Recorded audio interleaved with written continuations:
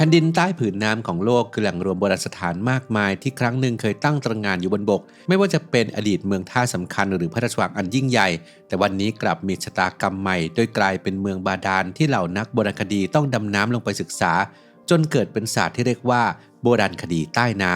ำแต่เหตุการณ์สถานที่สำคัญถูกกลืนหายไปใต้ท้องทะเลไม่ได้เกิดขึ้นแค่ในอดีตเพราะในปัจจุบันโบราณสถานสำคัญโดยเฉพาะมรดกโลกอันทรงคุณค่าหลายแห่งทั่วโลกกำลังยืนอยู่บนเส้นแบ่งบางๆระหว่างแผ่นดินกับผืนน้ำซึ่งนักวิจัยคาดการณ์ว่าพวกมันกำลังถูกมหาสมุทรค่อยๆกลืนหายไปคลิปนี้อับดุลไททูบจะพาไปสำรวจ10มรดกโลกที่นักวิจัยเตือนว่าอาจไม่รอดพ้นจากภัยระดับน้ำทะเลหนุนสูงภายในศตวรรษนี้จากวิกฤตสภาพภูมิอากาศและภาวะโลกร้อนจะมีที่ไหนบ้างไปติดตามกันครับโอเมก้า 3 มีบทบาทสำคัญต่อสมองแต่ร่างกายสร้างเองไม่ได้ต้องได้รับจากอาหารเท่านั้นจากข้อมูลของ National Institute of Health ประเทศสหรัฐอเมริกาแนะนำว่าเราควรจะได้รับโอเมก้า 3 ประมาณ 1.1 ถึง 1.6 กรัมต่อวันสำหรับผู้ที่ใส่ใจการดูแลสมอง Clarity Omega 3 Norway Daily ที่ผลิตและคิดค้นสูตรที่ประเทศนอร์เวย์ก็เป็นอีกหนึ่งทางเลือกในการเติมโอเมก้า 3 ที่จำเป็นให้กับร่างกายในแต่ละวันครับศึกษารายละเอียดและสั่งซื้อได้ที่ clarity.asia/abdul-strength หรือคลิกลิงก์ใต้คลิปได้เลยครับ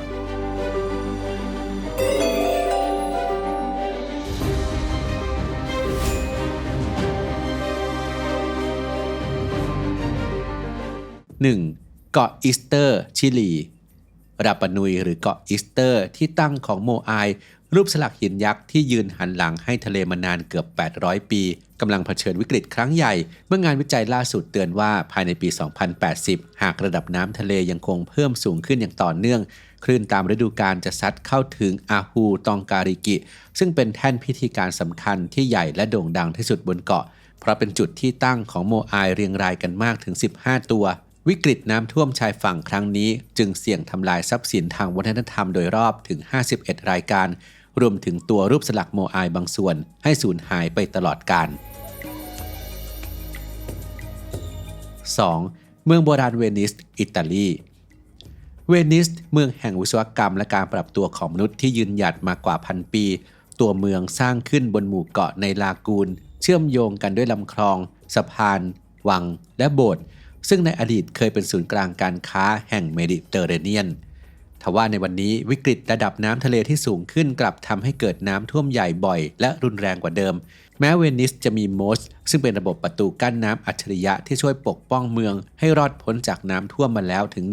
154ครั้งนับจากเปิดใช้งานในปี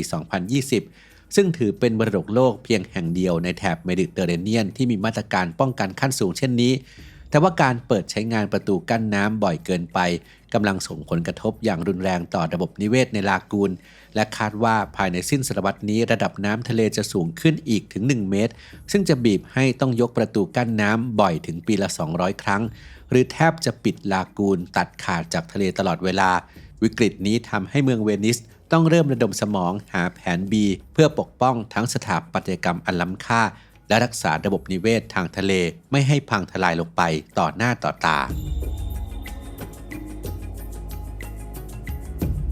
3. มหาวิหารอาควิเลยาอิตาลี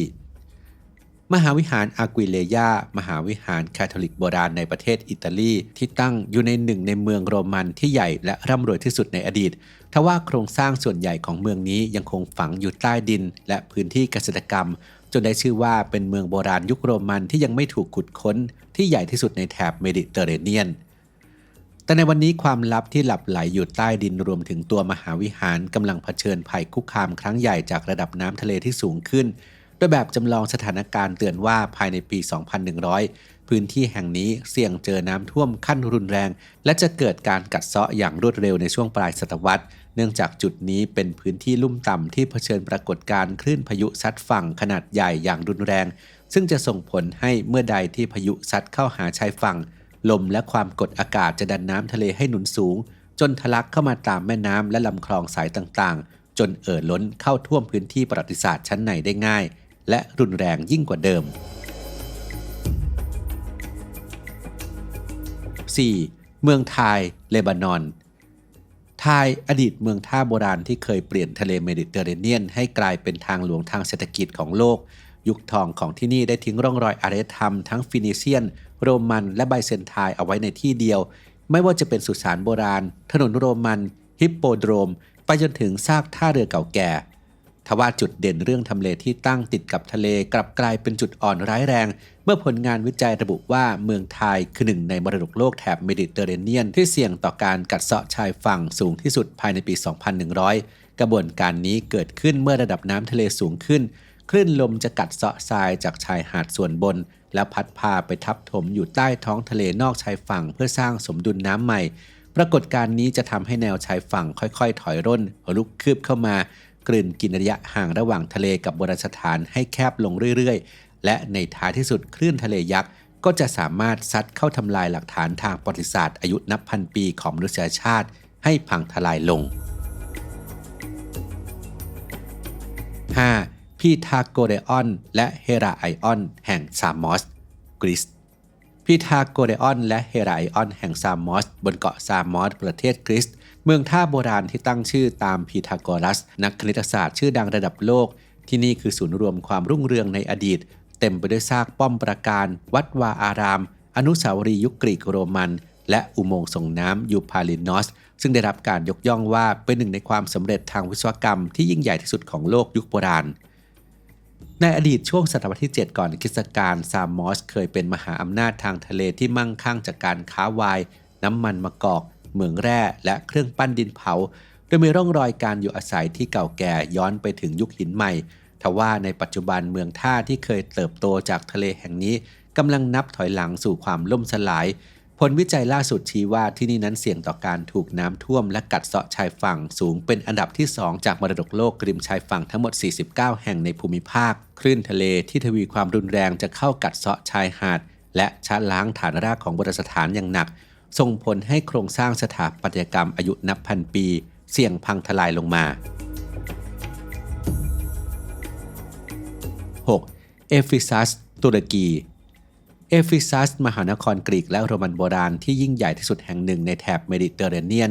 ในอดีตที่นี่เคยเป็นที่ตั้งของวิหารอาร์เทมิสหนึ่งใน7สิ่งมหัศจรรย์ของโลกยุคโบราณซึ่งเป็นวิหารหินอ่อนขนาดมหึมาที่ปัจจุบันเหลือเพียงซากเสาเดี่ยวประวัติศาสตร์พร้อมกับรายล้อมด้วยโบราณสถานโรมันที่ได้รับการบูรณะอย่างงดงามเช่นโรงละครเอฟิซัสที่มีอัศจรรย์กลางแจ้งขนาดใหญ่ที่จุคนได้มากถึง 25,000 คน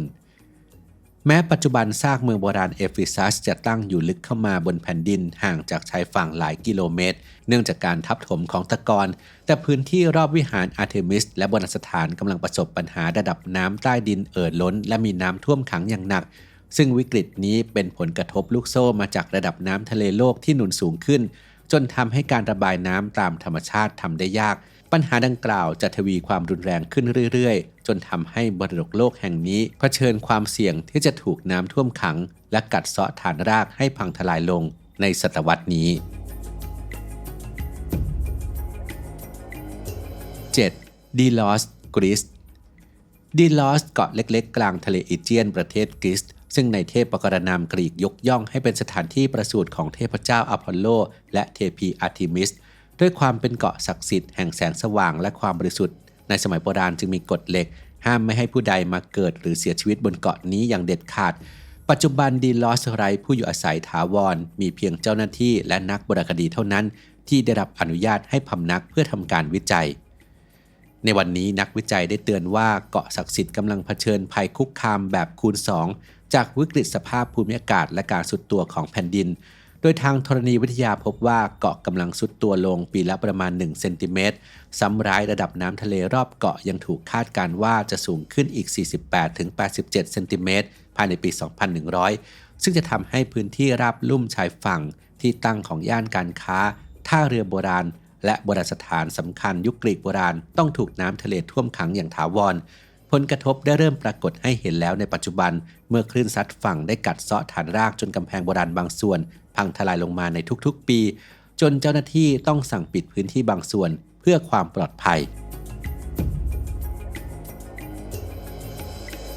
8. เมืองเก่าดูบรอฟนิกโครเอเชีย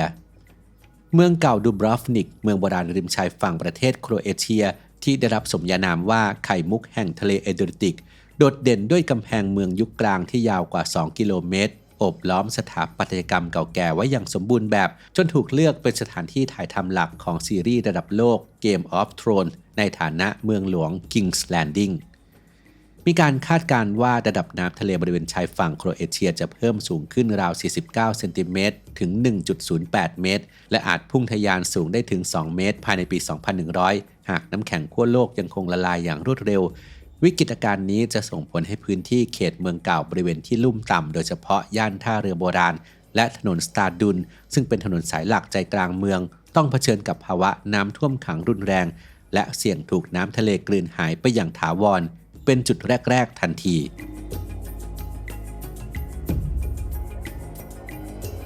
9. กลุ่มป้อมปราการและปราสาทแห่งกาหน้ากลุ่มป้อมปราการและปราสาทแห่งกาหน้าแนวปราการทางทหารและสถานีการค้าโบราณรวม 28 แห่งที่สร้างขึ้นโดยชาติมหาอำนาจยุโรปยุคอาณานิคมทอดยาวกว่า 500 กิโลเมตรครอบคลุม 4 ภูมิภาคหลักของประเทศมรดกโลกแห่งนี้โดดเด่นด้วยอนุสรณ์สถานการค้าทาสข้ามมหาสมุทรแอตแลนติกซึ่งครั้งหนึ่งเคยถูกใช้เป็นที่คุมขังและจุดส่งออกมนุษย์ที่โหดร้ายโดยมีจุดที่เรียกว่า The Door of No Return ประตูที่ไม่มีวันได้กลับมาเป็นสัญลักษณ์สะเทือนใจของการพลัดพรากของชาวแอฟริกันไปยังทวีปอเมริกาปัจจุบันโครงสร้างของป้อมปราการริมฝั่งหลายแห่งเช่นป้อมปราการ Princess Style ได้ถูกมหาสมุทรแอตแลนติกกลืนโครงสร้างพังทลายหายไปกว่า 2 ใน 3 แล้วและความเสียหายนี้ยังคงลุกลามไปยังปราสาทหลักแห่งอื่นๆอย่างไม่หยุดยั้งจากระดับน้ำทะเลที่พุ่งสูงขึ้น 10. หมู่โบราณสถานเมืองเวเวียดนามหมู่โบราณสถานเมืองเวอดีตราชธานีและศูนย์กลางการปกครองวัฒนธรรมและศาสนาในสมัยราชวงศ์เหงียนราชวงศ์สุดท้ายของประเทศเวียดนามมรดกโลกอันกว้างขวางริมฝั่งแม่น้ำแห่งนี้ประกอบไปด้วยป้อมปราการและเขตพระราชวังไดโน้ยที่จำลองรูปแบบมาจากพระราชวังต้องห้ามของจีนรวมถึงสุสานจักรพรรดิและวัดโบราณวัดเทียนมู่ซึ่งเป็นสิ่งศักดิ์สิทธิ์คู่บ้านคู่เมืองด้วยภูมิประเทศที่ตั้งอยู่บนที่ราบลุ่มต่ำและมีแม่น้ำตัดผ่านเมืองเวจึงกำลังเผชิญวิกฤตเมื่อระดับน้ำทะเลโลกหนุนสูงขึ้นน้ำจากแม่น้ำไม่สามารถระบายออกสู่ทะเลได้ทันส่งผลให้ในช่วงไม่กี่ปีที่ผ่านมาพื้นที่พระราชวังโบราณและสุสานจักรพรรดิต้องเจอน้ำท่วมขังบ่อยครั้งซ้ำร้ายงานวิจัยยังชี้ว่าภายในปี 2100 ระดับน้ำทะเลอาจสูงขึ้นถึง 1.1 เมตรซึ่งจะทำให้พื้นที่ริมฝั่งแม่น้ำและโบราณสถานสำคัญเสี่ยงจมอยู่ใต้น้ำอย่างถาวรภัยพิบัตินี้ได้เริ่มสร้างความเสียหายแล้วในปัจจุบันโดยอุทกภัยครั้งล่าสุดส่งผลให้กำแพงเมืองโบราณบางส่วนเกิดการทรุดตัวและพังทลายลงยิ่งไปกว่านั้นปัญหาความชื้นสะสมในตัวอาคารยังกำลังกัดเซาะลวดลายปูนปั้นและทำลายโครงสร้างไม้โบราณอายุนับร้อยปี